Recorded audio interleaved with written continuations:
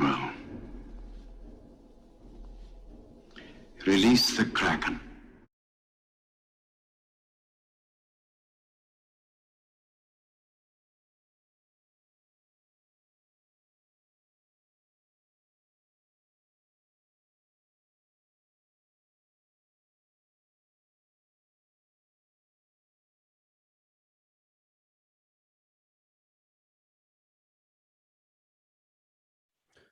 Okay, welcome back, everybody, to another episode of Unleashing the Kraken. Of course, we have Camden here with us, and honestly, we're just going to jump right into it because there's a fair amount of news to cover and speculate and report on today. Camden, take it away. The IMF board confident about leader despite data rigging claims. This is an interesting one. So, the International Monetary Fund expressed full confidence in its managing director Tuesday in response to allegations that while she was at the World Bank, she pressured staffers to change business rankings in an effort to placate China. That's quite the claim, if anything. 24 board executive board said in a statement that its review did not conclusively demonstrate that the managing director, Christina Georgieva, played an improper role. Improper. So, that's not even saying that she didn't. That just says that also the monetary fund thinks it's okay that was to happen. Like it was a proper role. Yeah, I want to know who did the investigation and if it was just a basic quote unquote review by the fellow members on the board. Come on. I mean, who knows, but behind the scenes, it was, they got together and said, listen, we'll cover for you if in turn you do this. And, right. And that's not even involving the alleged, not alleged, but the possible intelligence insertion from multiple agencies in there. So, I mean, we have so many leaders in any regard right now stepping down just over allegations of corruption. So it's coming to light. It's interesting to see if these agencies are kind of taking a shot at each other via this in a form of a proxy, if you will. But yeah, the next thing is that according to Al Jazeera, in India, Adani Ports are planning to shun cargo from Afghanistan, Pakistan, and Iran. The decision follows a seizure of 3 tons of heroin from 2 containers at Mundra Port off India's western coast in Gujarat state last month. Okay, I mean, here's the thing. At the end of the day, we see here, and I quote, the consignment, which authorities said originated from Afghanistan, was worth an estimated $2.65 billion, one of the biggest such hauls ever in the country. Indian authorities had also seized heroin worth over $20 million and arrested 6 Iranian men in a deep-sea drug bust off the Gujarat coast in September, end quote. Now, here's the thing. In my humble opinion, don't get me wrong, these are big numbers of drugs, but the question is, putting aside the $2.65 billion, if we look just at the $20 million, is this valued at the street level? Is this valued at the wholesale level? And I'm not trying to downplay this, but the point I'm trying to make here is that this could easily be very simply and very strongly one of the occasional busts that are made by countries around the world to either justify another type of proxy intelligence, I guess you could say advancement for another operation, or this may in fact be something as simple as, look, you just simply got caught on the surface level in the eyes of the law this time. Look, when you have that much, in my opinion, when you have that much heroin coming out of Afghanistan, if it's not the CIA, if it's not the Taliban, I mean, at that point, who is it? Winnie the Pooh? So, I mean, that's my perspective. That's my take on. I don't know, Camden. No, it's absolutely the same take. I mean, we know that this happens. Just when someone gets caught, whoever the someone is, you'd want to see more definitive answers than just, we found this. I don't know, it was in this container. Like nobody claimed it. It's blah blah blah blah blah. Exactly. So when you see something like that, it makes you think, right? Makes them look like they're doing their job. Right, exactly. The next thing is that according to the Straits Times, Brazil's Bolsonaro has been accused of crimes against humanity at the ICC. If we scroll down here, and I quote, Brazilian President Jair Bolsonaro was accused Tuesday, October 12th, of crimes against humanity at the International Criminal Court for his alleged role in the destruction of the Amazon, the first case seeking to explicitly link deforestation to the loss of life. This is end quote. I don't know if you have any takes on this, Camden. Again, my personal thing is I'm not I'd like to think I don't fall for the clear propaganda pertaining to climate change. With that being said, I do love nature. And look, Bolsonaro, I mean, if in my honest opinion, the guy, he's provocative. He's an intentional troll for many reasons. Who knows if he sees this as a joke? But the question becomes, is the ICC, the International Criminal Court, taking this legitimately or not? I don't know. Like, well, how serious? The question really here is not that he had no hand in this, but is he really more of a fall guy here? Because let's be honest, no company Bolsonaro owns specifically was out there doing the deforesting, right? I mean, he permitted and allowed, he maybe, you know, helped pass laws that increase deforestation. And but I mean, if he was taking money on the back end, then yeah, sure, this is absolutely all him. But it's these companies that do this, not Bolsonaro. And as much as the world media has maligned him, you wonder if this is just a convenient take for them to have. Right. A convenient take. And not only that, but a great way for the intelligence agencies of the world to sort of create a form of regime change, if you will. And this only adds to that in addition to all of this too, right? I'd also just love that the ICC, the International Criminal Court, is what they're talking about here, and it's like the same letters as the interplanetary corporate conglomerates. Like that's I was like, oh, the ICC, really? I was thinking of that too as well. Right. Yeah, absolutely. And the next thing in South America as well, Colombia governor says he escaped 2 armed attacks in 24 hours.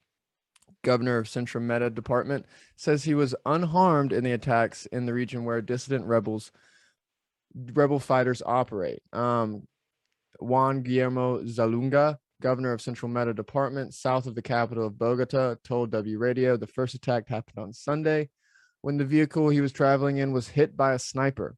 Then he said an explosive device was detonated on Monday afternoon as a caravan of vehicles Zalunga was traveling in passed by. This man's getting life attempts. The question is, and he hasn't had any, I looked a little bit into it, he hasn't had any like big bold problematic things happen that someone would want to come after him for. So you wonder, what is he doing behind closed doors that's having people want his head? Right. The other thing too that I noticed as well is first, just going back very quickly to the Bolsonaro thing with regards to the payoffs. See, with Bolsonaro, if you ask me, the payoffs occurred with the rainforest. It's just that he got caught. They all get paid off. It's just so happened that he got caught. And the reason I connect that to this is because it's very possible that when you look at this particular governor and the things that he's done in the past, maybe quietly and covertly, it's very possible that he may have upset a certain faction or group of people, or a generally aligned group of people that, again, may get caught in some type of upcoming policy or piece of legislation or something that this governor may or may not do. Now, interestingly enough, if you take a look at the timing of the assassination attempts, again, I'm not an expert, but whether it's organized crime, whether it's intelligence, whether it's politics, which we can argue in a lot of ways are one and the same with regards to the tactics, what usually happens is if someone has an assassination attempt put out on them, there's one, and then usually, a handful of days or weeks go by until the next one. This guy, day after day, is getting clear attempts, bombs, sniper shots. So clearly there's something occurring or some group that wants him out of the way very, very quickly. Again, could be intelligence, could be cartel. It's hard to say at this point. We don't know. Right. There's no one at fault or been named in any of this. China appears to set to ban reporting by any news outlets not directly funded by the Communist Party. They've been doing some interesting things. They don't care. This is even absolutely more interesting. I mean, this is like, what? This is a transparent move. Anyone even observing it cannot deny that this is a propaganda push. This is something I would expect. Honestly, I would probably, okay, China's been making some very direct moves, but I would say this is the most blatant and direct. I mean, ultimately, I know that the CCP is different. The regime is different from the people of China, which are great people. I just wonder if the sort of the Lao Beijing, for those who know what I'm referring to, kind of, it means the sort of common man and woman in China. are being suppressed because President Xi fears some type of intelligence incursion through psychological warfare and propaganda. Now, that doesn't justify President Xi doing this, but I could see President Xi sitting with his team, the generals, the intelligence guys, and saying, listen, there's going to be some type of attacks using our media and things like that. Who cares about our own people? Let's lock down our outlets and say that it has to be CCP run. This is just a proposal, just a theory of mine, not saying that this is accurate or true, but we have to be very vigilant and privy to the different options that go on behind the scenes. With that being said, this could very easily on the surface level be as surface level as it's shown on the article, which is that, they may in fact just be doing this because they want to hamper down on control. I would have expected to see this from other countries before China, but anything else you wanted to add, Camden? Or? I mean, it like you said, other countries besides China, but it almost makes the most sense, almost to the point of like, I'm surprised that this wasn't already a thing. I'm surprised that it already wasn't like throttling only news that they funded to begin with. But I mean, I guess this is more of that. We have to come to the surface with what we're doing. Right. The next thing is that according to Reuters, China's property sector has been stalked by Evergrande default fears. So if we scroll down a little bit more, we'll see here that Evergrande could be formally declared in default by October 18th or 19th. The property firm's top losers in Shanghai exchange traded bonds, and some property shares gain on hopes of policy support. The debt-saddled Chinese property firms took heavy fire in the bond markets on Tuesday after the poster child of the sector's woes, Evergrande Group, missed its third round of bond payments in as many weeks, and others warned of defaults. Okay, I mean, here's the thing. Again, it's if we see here, weary Evergrande bondholders still haven't received almost $150 million worth of coupon payments that had been due on Monday, although there was little surprise after the firm had skipped to other payments in recent weeks. They didn't reply to Reuters for a request for comment, and end quote. I mean, look, here's the thing. If they go belly up, I only see more of a support to Camden's theory, which he brought out, I think, a week and a half ago, which is that China needs a war. They're ramping it up, and this could only be more justification of that. So again, people could say, hey, Dave or Camden, when there was the recession in 2008 and 9, the U.S. didn't necessarily go into a war per se, but that's debatable. Again, that depends on how much. We were heavy making money across the Mediterranean over there. Right. So that's the thing, to play devil's advocate there. But I mean, that's all I have to say about this. I think ultimately. No, it's exactly correct. That's one of the reasons I added it in. It point blank points to they can't get their internal shit together, as the same breath they block any media not funded by themselves. Right. To what, not have news stories about how bad this is come out kind of thing. I mean, it's all really connected, encompassing.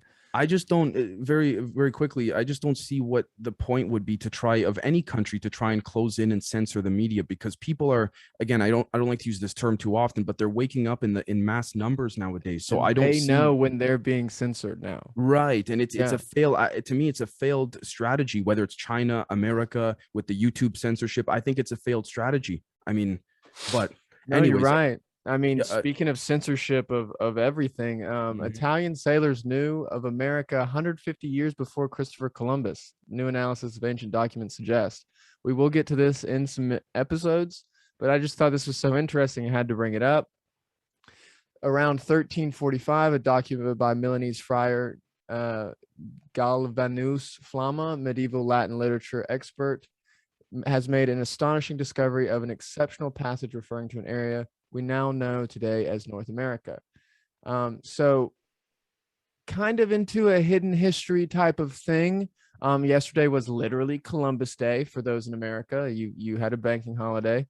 Why is it that in the history books, especially, I mean, Christopher Columbus was Italian. Italians already knew of it. Why is he the person accredited with these discoveries? Why is he? Where's the hidden history here? What are we missing from that time period? That's more the reason I really wanted to bring it up. And yeah, to add to that too, Christopher Columbus. I mean, we can go on and on about the truth and the false shit about him and things like that. Ultimately, what I notice in terms of, first off, this doesn't surprise me whatsoever, but ultimately, what I notice is the constant references from ancient scripts, at least and texts that we know of from different cultures all around the world at different time periods, referring to North America many years ago as some type of, I guess you could say, not just exceptional passage as they say here in this article, but as some type of land of wonder, if you will. Not to say that North America and the people from ancient civilizations in North America were better, that's not, than other cultures or groups around the world. That's not for us to say, but this whole thing of, you know, there being very subtle cover-ups pertaining to the initial discovery of North America. Was there 0 point energy being used here, maybe by the, you know, the Aboriginals and the natives long before the, you know, the Caucasians and the Europeans got there? It's very hard to say. And then at the same time, let's be honest, if we look at Bruce Fenton, a great friend of the show, we look at some of his findings as well, and you can't help but think there's an extraterrestrial intervention at many points across this, right? So, I mean, I don't know what else could be said about this. No, right.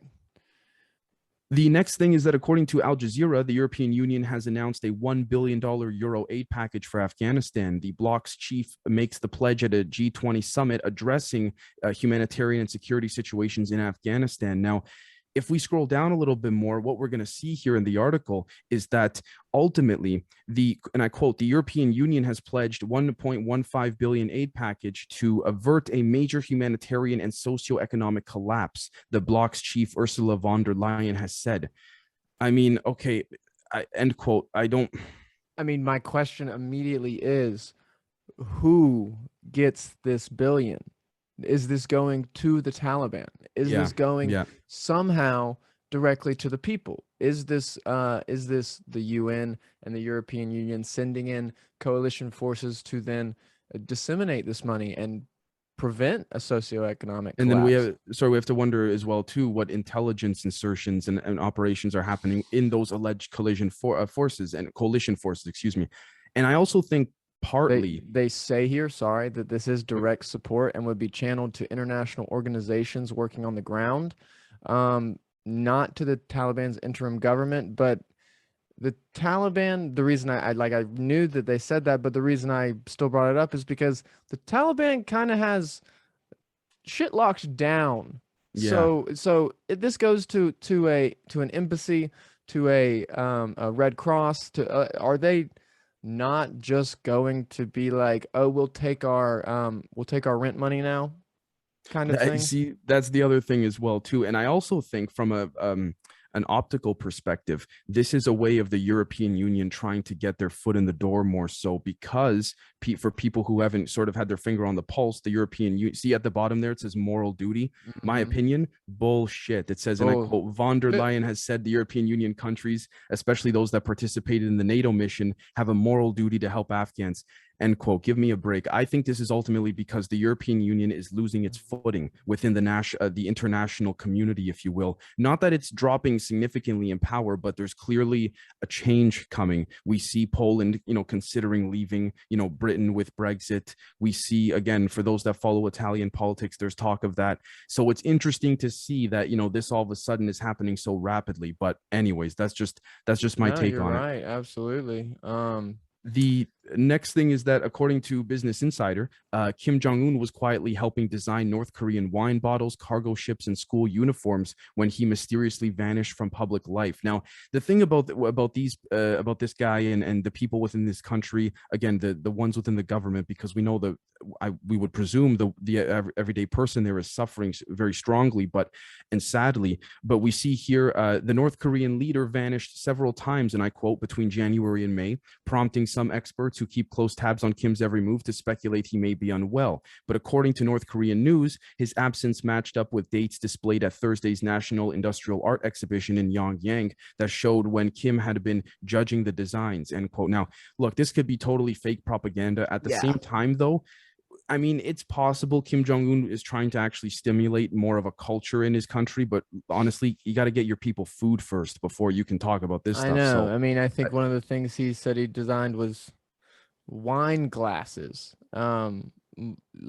let me make sure I find But here's it the here. thing with this guy. So very quickly, who Go knows ahead. what the hell they do? I mean, what they like. That's the thing with these. I don't want to say crazies per se, because we could say that about some of our own leaders. But I mean, yeah, like it wouldn't surprise me if he did. But at the same time, you know, we're hearing reports now of North Korea having a 6,000 to 8,000 man army of cyber hackers, cyber Right. army. His army is very, very strong in a militaristic kinetic sense, much stronger than we initially thought, which I'm sure the intelligence communities knew about. But ultimately, I mean, whether or not this was legit, it's hard to say. Sorry, It's Ken. very hard to say. No, you're right. I mean, I'm a person of the theory that they were weakened at burning him some last year. So Right. like they said, you know, it's North Korea news. It's their propaganda too, just like China.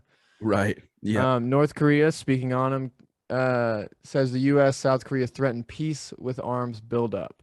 The North Korean leader says Pyongyang is only increasing its military as a war deterrent and not to start a conflict. So in this developing of weapons and in this developing of wine glasses, he remains firm that he is only trying to protect himself and protect his country, which is fine. They did reopen communication lines with Seoul, South Korea this month. So there is something to point to, like maybe this is what he means in truth. But anytime anyone's building up, you know, military anywhere, it's like, really, why? It's a very basic tactic. Point the finger at your opponent. With that being said, though, it wouldn't surprise me if the CIA is provoking, because I don't at this point I don't believe either side, to be truthful. That's just my opinion, but yeah. Next we have from Reuters, the Kremlin says it disagrees with Japan's sovereignty claim over islands. The Kremlin said on Tuesday it disagreed with comments by new Japanese Prime Minister that Japan's sovereignty extended to a chain of islands known by Tokyo as the Northern Territories, and that they were in fact part of Russia. We do not agree with such statements, the Kremlin spokesperson says.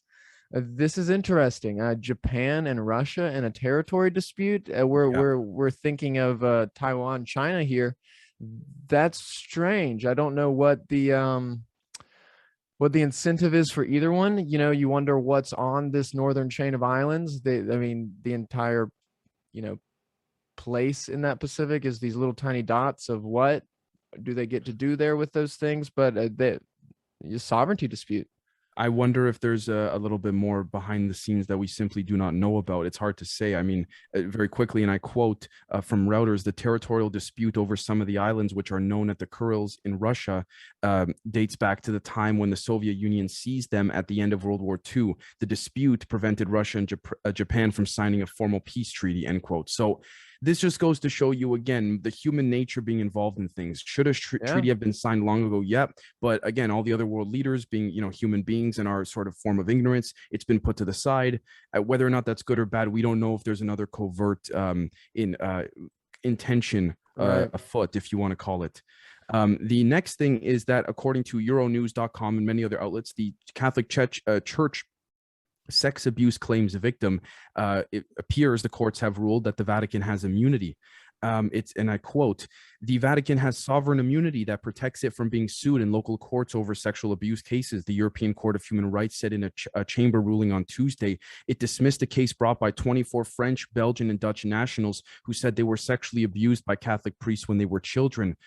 Again, the European court agreed with the Belgian court that the Holy See enjoyed, quote, diplomatic immunity and state privileges under international law, end quote. There's so many things wrong with this, but again, you know, I got to be honest with you folks. If the way things are looking with Prince Andrew, at least relative to him in the UK, if he's getting off scot-free, at least for now in the UK, then this doesn't surprise me at all. The Vatican is far too much of a hierarchical power to let this bring them down. And of course, I mean, when you're an entity rather than that of an individual or a face of an entity, you have no problem saying, no, it's not our problem. It's just like corporations with big pharma. The CEO may get house arrest for 6 months, but that's, you know, that the house arrest comes after the big payout and after the big bonuses, and then what, they settle a lawsuit and no individual goes to jail.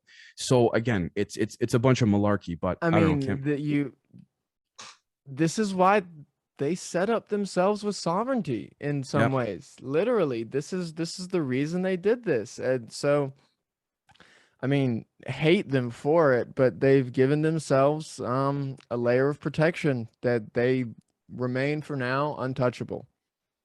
And it's a fake layer of protection. It's just something they made up, essentially. Yeah. Next from CNN Philippines, the Duarte says to vaccinate people in their sleep to fix hesitancy with COVID-19 shots. This is ludicrous for me to even have read about. The translation of this here is: the problem is those who don't want to get vaccinated. Look for them in your village. Let's go there while they're asleep and inject them while they're asleep so that we can get it done. If they don't want, let's go to their houses and inject them when night falls. I'll do it. I'll lead the journey. The Department of Health in the Philippines admittedly stressed that vaccination is not mandatory and all vaccinations of any type require informed consent. But this is a crazy thing for a world leader to say, period. I mean, you had Boris Johnson the other couple weeks ago say that, you know, that they want to like bring people out and knock on doors. That someone, I believe, Jen Psaki said something about knocking on doors in America, but like this is even a step further, and that's like really, really bold to say.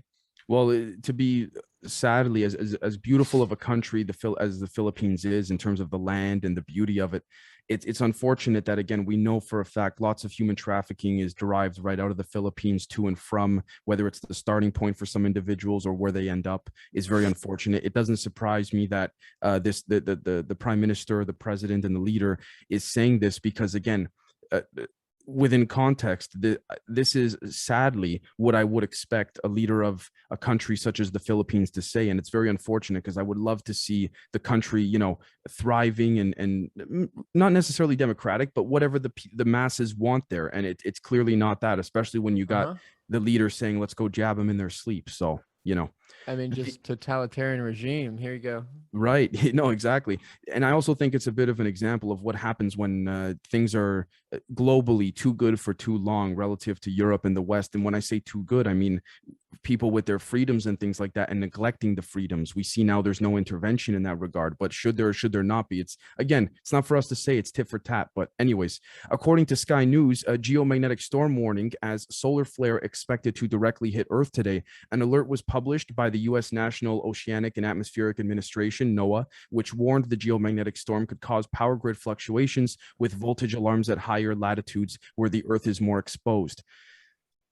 End quote. You see, the thing is I got to be honest with you folks. I am a little bit biased with my perspective in this, and it's because immediately my thoughts go to, okay, what extraterrestrials are letting this happen with humans or not letting this happen? That's where I jump to right away. But that's just me. I don't know about you. I mean, no, I agree. There's sorry, this is the same NOAA, by the way, that covers up all these underwater, you know, mermaids, if you want to call it, the blips. These are the ones that lose files when they go to court. So I mean, I don't know. Anyway, sorry. No, you're right. I mean, here's some graphics of it. It's people were saying that northern lights borealises could be seen as far south as places like New York City, in London. That's some incredible geomagnetism, to say the least. Yeah. And it's just it's not fair that because this isn't going to do anything major to humans directly. This is going to knock out maybe internets. This is going to maybe like stop people from being able to tweet. But like, let's be honest, like you get to see these crazy, beautiful things in the sky and we're worried about our satellites. Yeah, that's another thing too. It just goes to show you the push within the narrative. Now, again, maybe this is a preparation for things to come, but if this were to be a preparation, it would not surprise me, particularly when you look at the institutions, in which it is coming from, NOAA. So, I mean, they would be the institute or the institution to push that, or the agency to push that. So absolutely. The next thing is that according to Al Jazeera, Southwest Airlines cancels more flights and denies the COVID jab sick out. Southwest Airlines and its pilots union denied reports on Monday that a sick out protest over mandatory COVID vaccines led it to cancel flights. It's interesting because you have conservatives in North America saying that this is the case, that pilots did cancel and walked out on their obligations for their jobs of employment because of the COVID vaccine jabs, whereas there's allegedly a I don't want to say a cover up, but there's an attempt to sort of change the narrative. And it's interesting that conservative leaning journalists are on one side and liberal leaning journalists are on the other. So it's quite peculiar to see. I mean, it's a politicization. That's one of my least favorite things about this entire fucking thing, is how politicized it is when it really is an individual issue. And to the exact extent of entire giant companies. I mean, we are quote unquote in a pandemic, but we are firing nurses left and right. You wonder why. Yeah, exactly. And then you look at the alleged leader of the free world, Joe Biden, saying, hey, to all those that are losing their jobs because of the jabs. His answer to that in his speech a few days ago was, well, folks, look at the big picture, or look at those who have been vaccinated. What? So, I mean, that's not even an answer per se, but anyways. Here we have a tweet from German media outlet that these are dangerous encroachments on freedoms of expression. The German YouTube has been, had things taken down.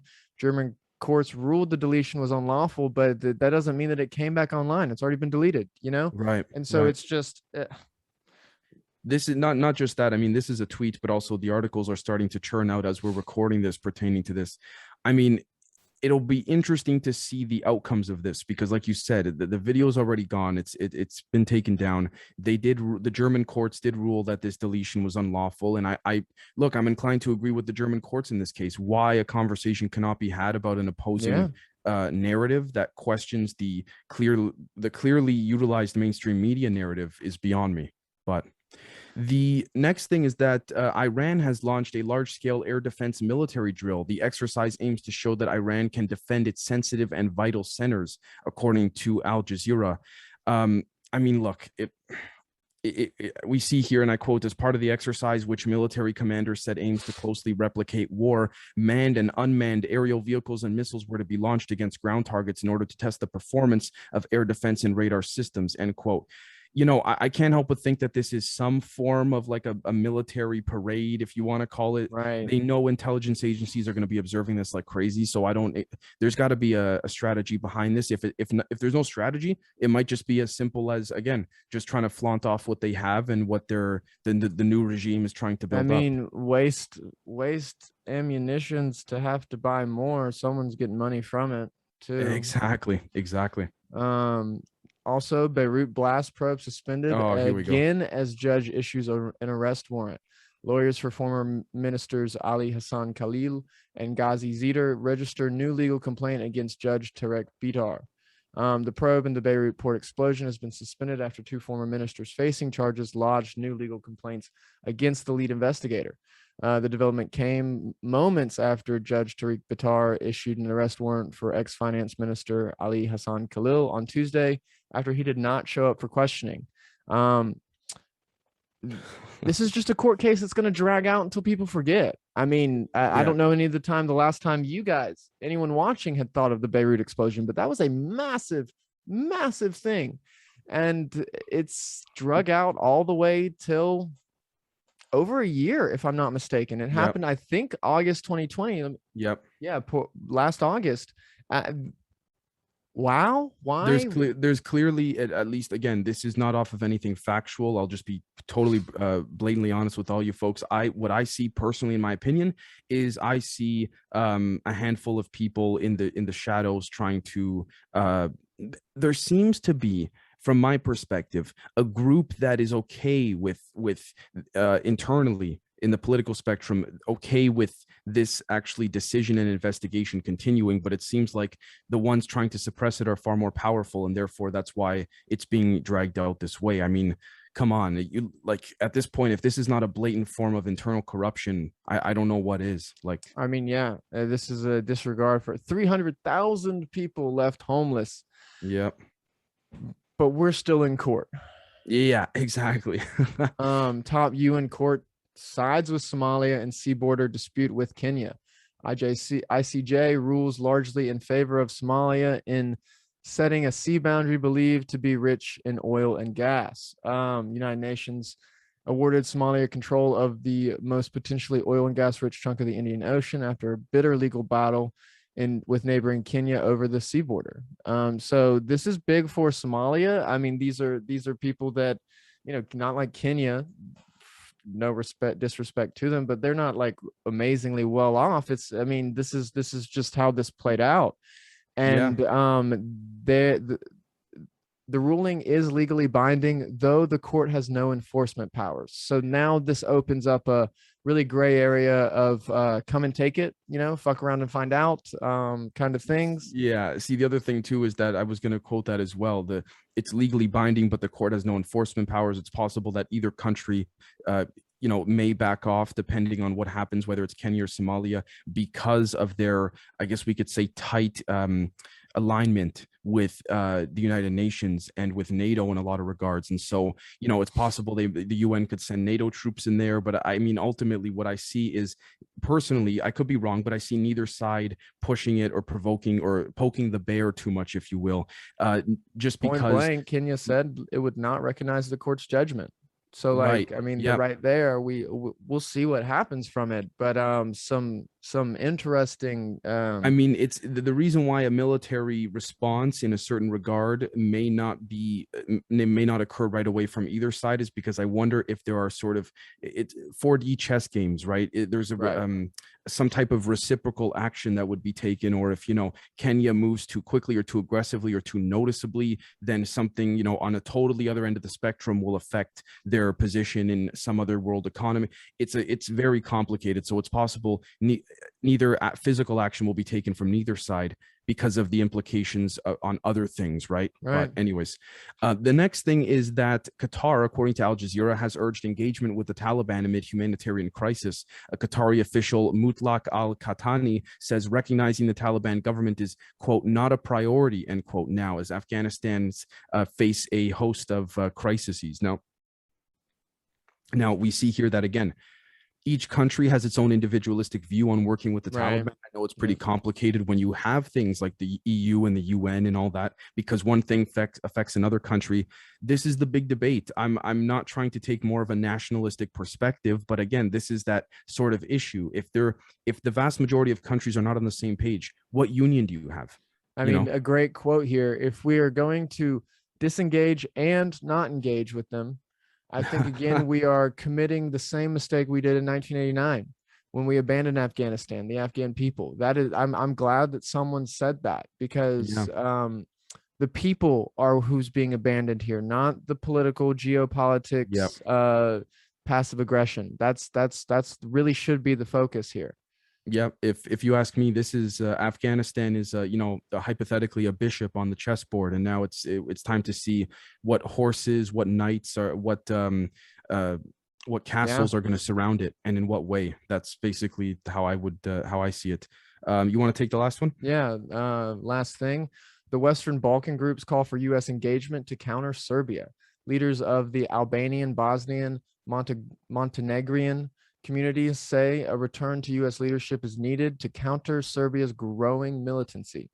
Leaders and advocacy organizations from the Albanian Americans, Bosnian American, and Montenegrin and American communities have called the U.S. to commit to a stronger presence in the Western Balkans amid growing military of the governance of Serbia. This is an open letter, much like the French open letter to Macron. This is it's an ask, right? But it breeds to a larger, very spreading thin of American forces and American interests everywhere. I don't know why, honestly, I don't know why people still want America involved in everywhere, God knows, on the earth, but we're still being called. And it's It's a security crisis. It's a real worry for the people there, yes.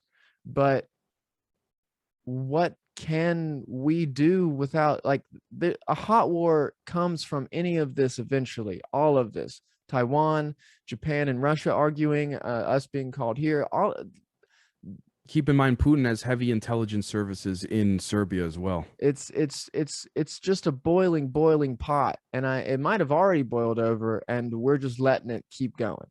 Right, exactly. We see here, and I quote, the signatory said the most alarming scenes took place in Kosovo in late September when the Serbian government of President Aleksandar Vučić deployed tanks, combat aircraft, and armored vehicles close to the border after Serbia reneged on a license plate agreement which the EU negotiated with Serbia and Kosovo almost a decade ago, end quote. Look, when I see this, I gotta say, when they talk about the most alarming scenes and all that, look, you can't, like it says, you know, the article talked about how Antony Blinken is part of this, and he was part of this open letter sort of saying this is urgent and we gotta, this affects Europe's, I guess you could say, security and all, and peace overall. Look, I mean, it's very complicated with respect to Serbia, and I'm not pretending to be an expert, but ultimately, right, people like Blinken and those guys, they can't make these kind of comments when, like, look at what was done in Iraq. I mean, you can't. This is from that same group of people. I mean, at least we could say arguably behind it. So I'm not saying I'm siding with Putin here. Again, ultimately, like Camden just said in the last article, the people, the ones that suffer are the everyday people. But when you look at this strategically, I think Putin is, it's interesting that Putin's not really mentioned in this article per se. And I think that he, I guess you could say it looks like he's sitting back and just watching and speculating via his intelligence services what's going to happen, because he actually has a separate intelligence agency strictly for these nations, for those that don't know. So again, we'll see what happens. Is there anything else you wanted to throw in? No, I think we're good. That was a good news cycle, everybody. Look forward to Let's Get Banned coming out later tonight. And we will catch all of you very, very soon.